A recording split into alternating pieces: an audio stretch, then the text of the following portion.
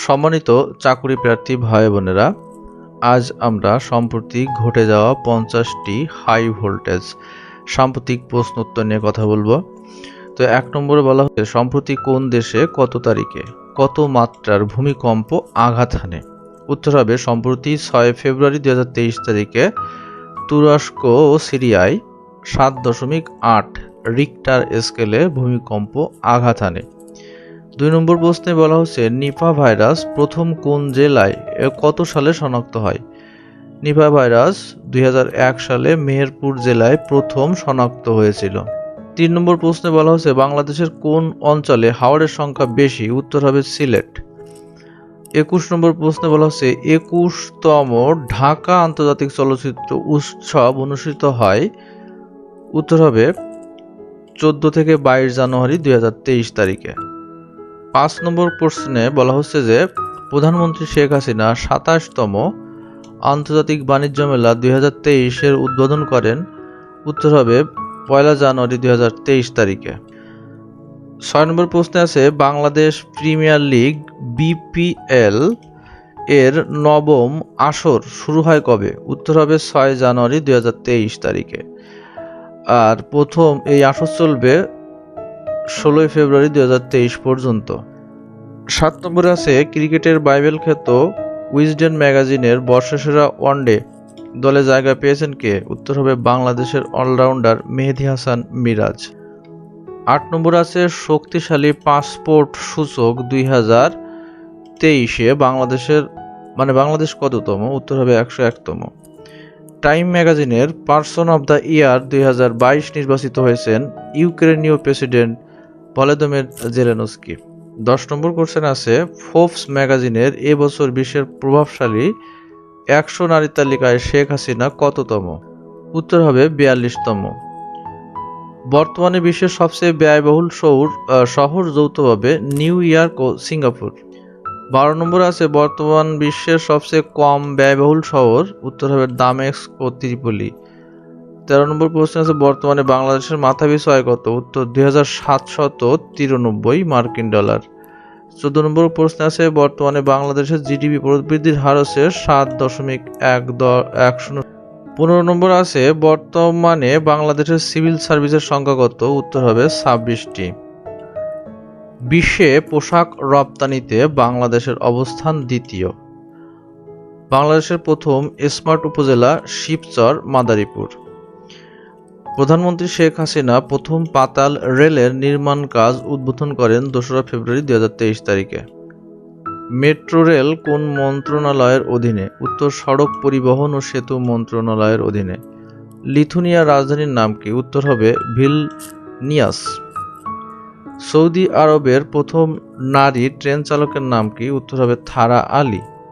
22 নম্বর question আছে, Bangla academy প্রাঙ্গণে প্রথম বইমেলা চালু হয় কবে? উত্তর হবে 1978 সালে। ঢাকায় আর্জেন্টিনার দূতাবাস চালু হয় কবে? উত্তর 27 ফেব্রুয়ারি 2023 তারিখে। 24 নম্বর কোশ্চেনে বলা হচ্ছে, 24 নম্বরে, বাংলাদেশের প্রথম মরণোত্তর কিডনি দাতার নাম কি? উত্তর হবে সারা ইসলাম। 25 নম্বর আছে, উরবানা প্লেই কি? উরবানা প্লেই আর্জেন্টিনার রেডিও। 1998 অর্থনীতিতে নোবেল পুরস্কার বিজয়ী অর্থনীতিবিদ অমর্ত্য সেনের পৈতৃক নিবাস কোথায়? উত্তর হবে মানিকগঞ্জ জেলায়। 27 নম্বর প্রশ্ন আছে, বর্তমানে বাংলাদেশের মোট জনসংখ্যা কত? উত্তর 16,98,28,911 জন।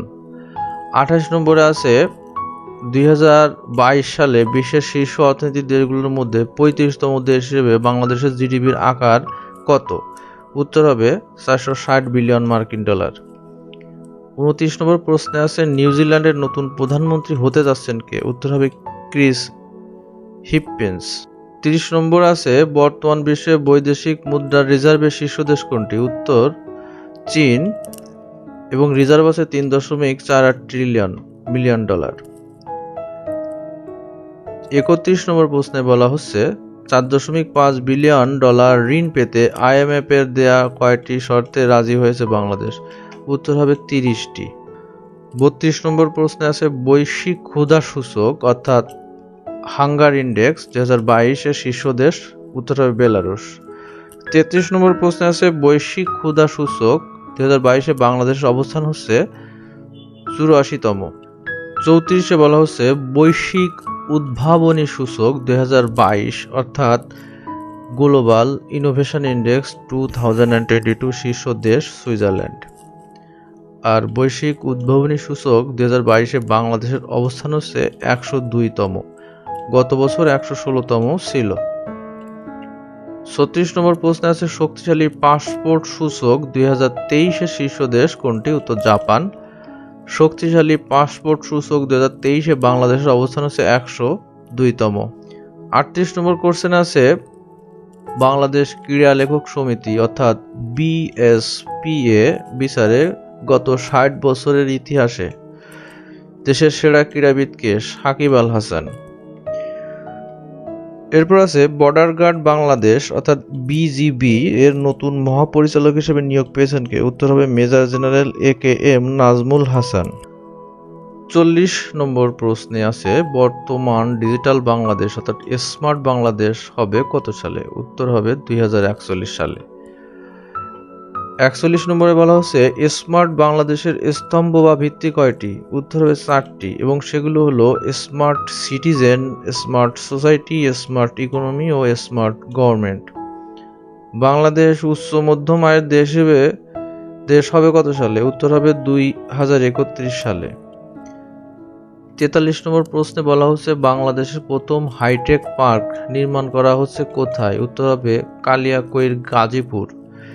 44 নম্বর প্রশ্নে বলছে ক্রিসেন্ট লেক কোথায় অবস্থিত? উত্তর হবে ঢাকা জাতীয় সংসদ ভবনের পাশে।